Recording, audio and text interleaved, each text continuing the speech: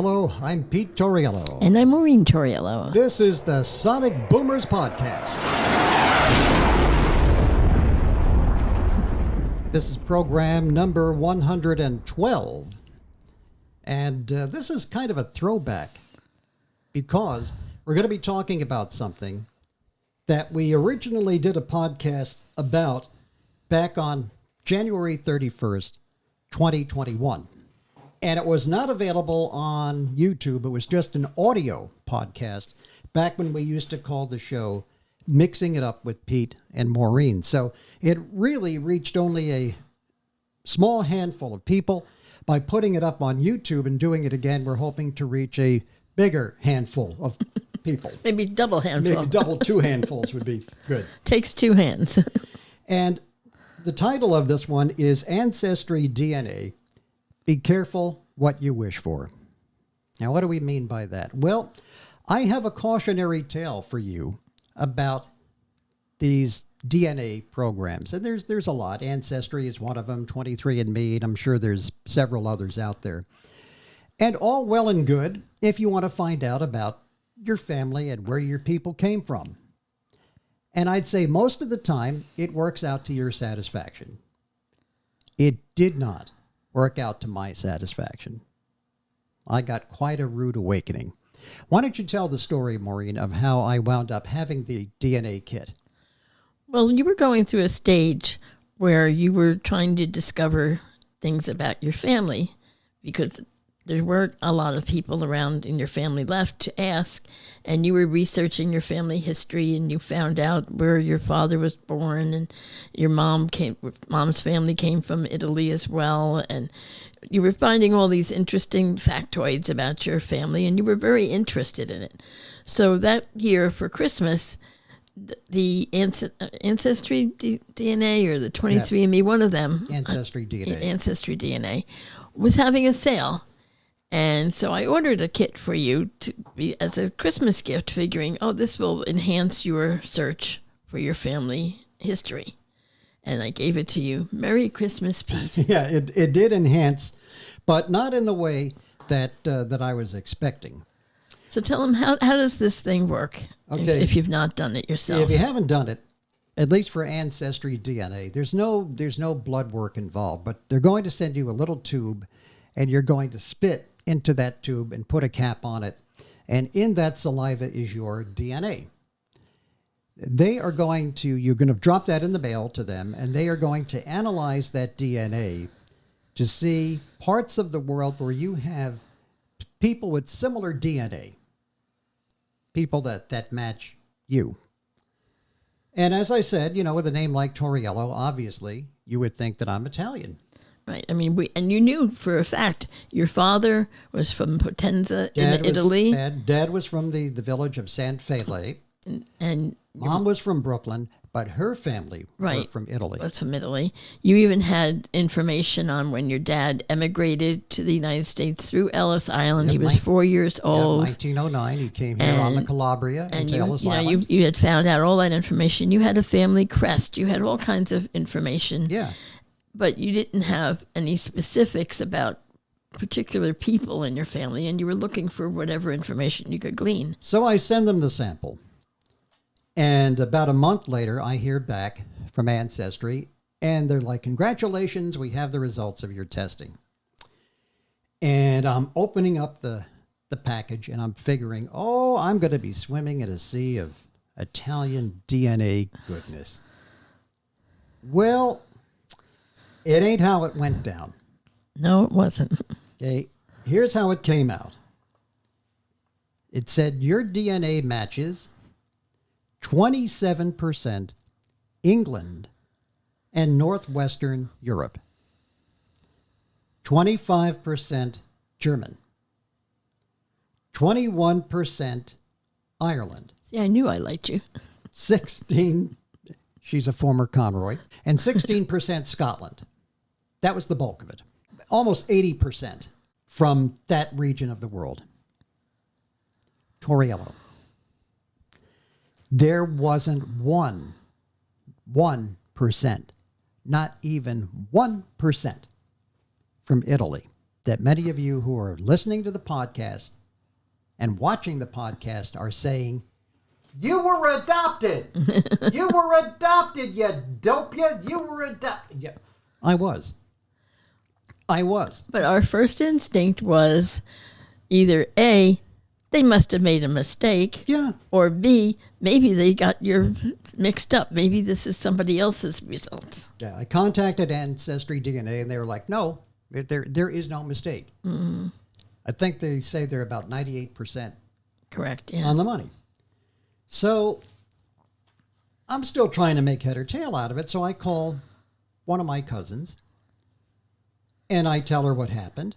And she said, gee, I don't get it because, you know, I took the test and your dad and my dad are brothers and, you know, it should all read similarly. So she calls me back. She's like, you know, mine all came, I'm Italian through and through.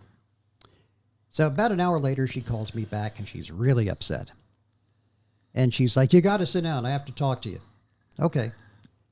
She's like, I have a big envelope, a big accordion folder full of stuff that when my dad passed away, it was given to me to put in safekeeping. I've never looked at it. I had no idea what is in there. I've never seen it. I just put it in the china closet and never looked at it.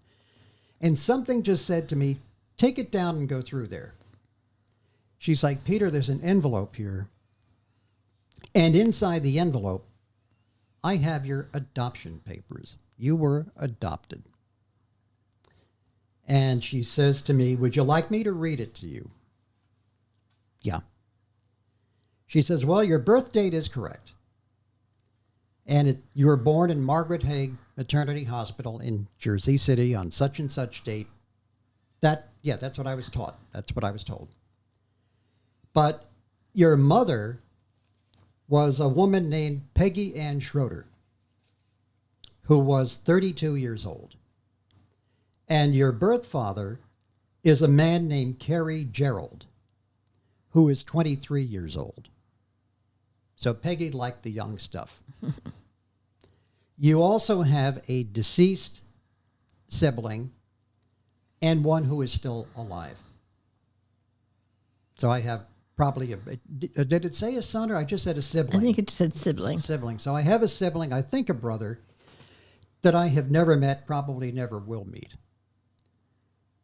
And you can imagine, I hope you can begin to imagine, or maybe this is the kind of thing that only people that have been in this boat really understand.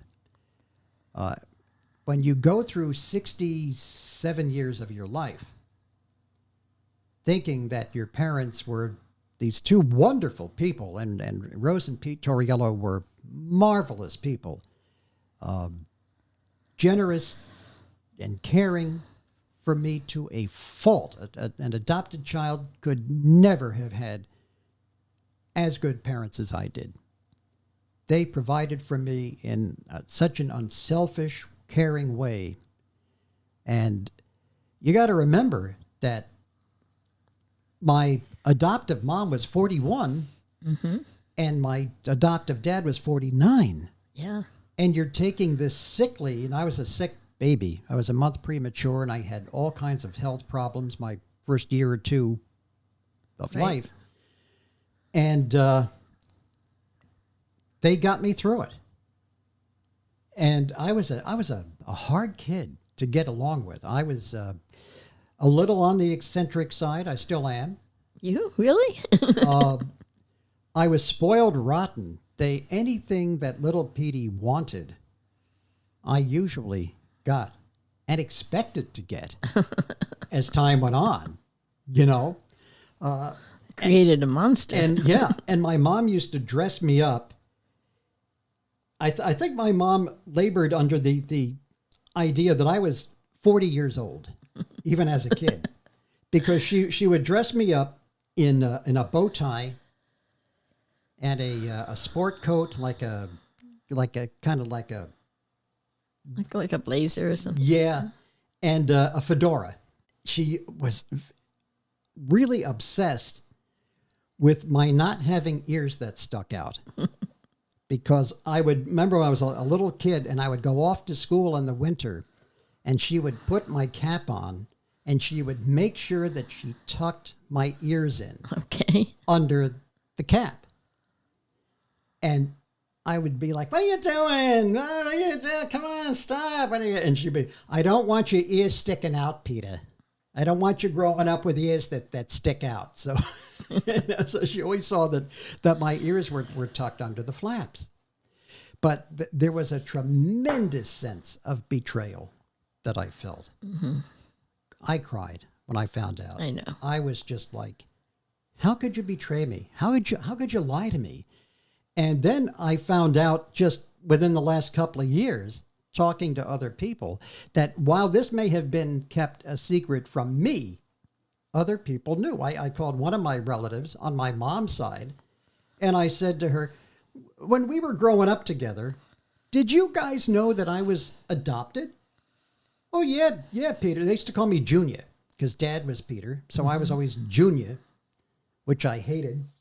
I always wanted to be called JR, but I was told, well, no, we have a JR in Florida. You have to be Junior. So I grew up on that side of the family as Junior. They said, oh, well, yeah, we knew you were adopted. Well, why didn't you tell me? Well, we thought you knew. It's not the kind of thing that comes up in conversation all the time. You know, we thought that your parents told you and that was it. So then talking to one of our neighbors here in the township, and she and I grew up on the same street, just a few houses down from one another, and her mom and my mom were good friends. So I was telling her about my story, and she says, oh, we knew. Like, you knew? Oh, yeah. Yeah, mom, your mom told my mom that you were adopted. And, she goes, I don't know what the story was. And my other cousin out in Arizona, I said, well, do you know anything more than that? Like, what were the circumstances? Why was I adopted? How did this whole thing transpire? Mm-hmm. Nobody knew. Nobody knows. I don't know if my mom couldn't have children. I don't know if Dad was firing blanks. I don't. The peculiar thing about my mom and Dad was all my life, they had separate bedrooms. Always. And my mother's room had 2 beds in it. But she always slept in one room of the house. Dad slept in another room. Always. Mm-hmm. Always. And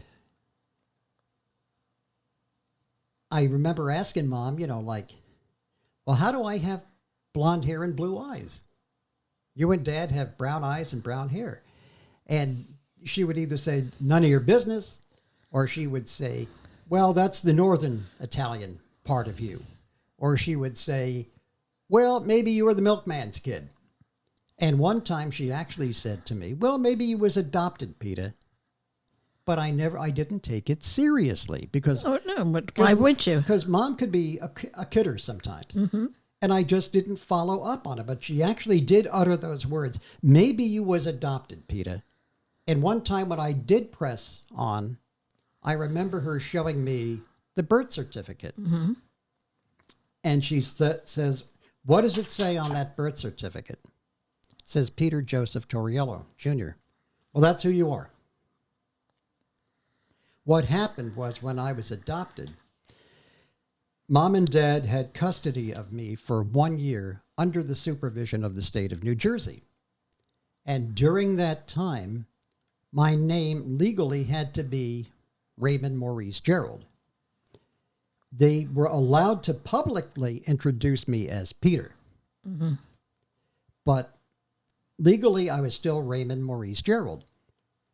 And when the adoption became final in October of 1955, the court said that from this day forward, right, the child Raymond Maurice Gerald will be known as Peter J. Torriello Jr., and Margaret Schroeder and Carrie Gerald are to have no contact with the baby, and young Peter will have relinquished any claims on the Gerald side. Right. So that's how it all went down. But to this day, I cannot tell you what the circumstances were behind my adoption. How did Rose Torriello find this Peggy Ann Schroeder, who was giving birth to a kid that she was going to give up? Yeah, we'll never know. No idea. And we even went so far as to check with like Catholic charities and stuff to see if there was any adoption record, and they had none. Yeah. So their information to you was that it was most probably a private adoption. So we don't even have the luxury of going through an agency that you could do some research on. And unfortunately, I had the papers. I had my original, my original birth certificate. I had the court papers and everything, and I lost them.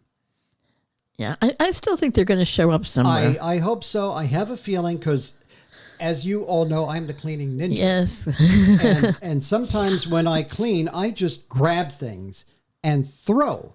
And I have a terrible feeling that when I get seized and start cleaning, I may have grabbed these papers in another pile or something and just chucked them, because for the life of me, I have torn this place apart and I cannot find them. Yeah. And a friend of mine that I work with, who is, I think she's Buddhist, practicing Buddhist, she said to me, don't be so crazy about finding those papers. Maybe that is the Creator's way, the universe's way of saying, you do not need these papers in your life anymore.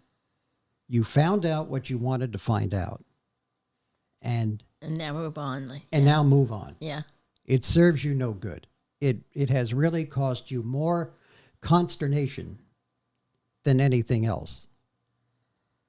And she might have a point there. Maybe. She might have a point. Might have a point there. I have a feeling that both of my birth parents are probably dead at this point. I did find a Carrie and a Margaret Gerald who lived in Jersey in Cliffside Park. And then the trail goes to Tarpon Springs, Florida. Mm-hmm. And that's where the trail goes cold, because when you look people up on the internet, you have no idea when that information was updated. Exactly. And how old it is. So I did find one thing that said that there was a Carrie Gerald who was deceased at 73. And that would be probably the right age. I could find nothing regarding the passing of Margaret Ann Gerald or Peggy Ann Gerald. I did find I don't want to say it was a trailer park. I think it was like prefab houses that they lived in Tarpon Springs, and they are since long gone from that location. Mm-hmm. And so he's probably gone. If she's alive, she's 102, probably in assisted living. Good luck with the HIPAA laws. You're not going to find her. You're not going to find her. And I remember you had asked me when I found all this out, did I even want to reach her? Mm-hmm. And the first thing out of my mouth was, you said absolutely not. Absolutely not. Which surprised me, because if it had been me, that would have been, I would have wanted to. I think basically I said that because I was hurt. I was hurt and I was angry. And I have tried to track her down, and it just goes to Tarpon Springs, and that's where it ends, at that address. 799 East Klosterman Boulevard, Tarpon Springs, Florida, is where it goes cold. Mm-hmm. So I may never know. And if I did reach out to her, you might be thinking, well, what would you say? I think I just would have said, hi, I'm Raymond Maurice Gerald, whom you gave up for adoption in 1953. And I found out, and I don't want anything.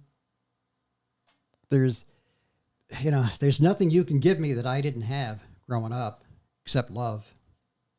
And just wanted to let you know, if you ever thought about it, it turned out okay. Mm-hmm. And that's all that I would want to say. But as a mom, that would mean the world to me to get that. There are some women who, would be interested, would want to, and as you know, there's others that they don't want to be found. Well, They don't want to be bothered. They don't want to be reached out to. but I think just to get a letter Yeah. where there's no strings attached and no pressure to meet up in person or anything like that, I think I would treasure that letter if I was the mom. I may, it's getting later and later and later every day. And I should just write up a note, send it to the Tarpon Springs address, Yeah. see what happens. If it gets forwarded, it gets forwarded. If it comes back to me, Yeah. you no. know, it kind But of. you've been saying this for 2 years. I know. So do it or don't. Yeah. Well, there's a part of me, again, that wants to know and part of me that doesn't. Yeah. But what's there not to know at this point? I mean, it would give, it would be, if she does respond, it would give you some of the answers you're looking for. So I don't see that there's a downside to this.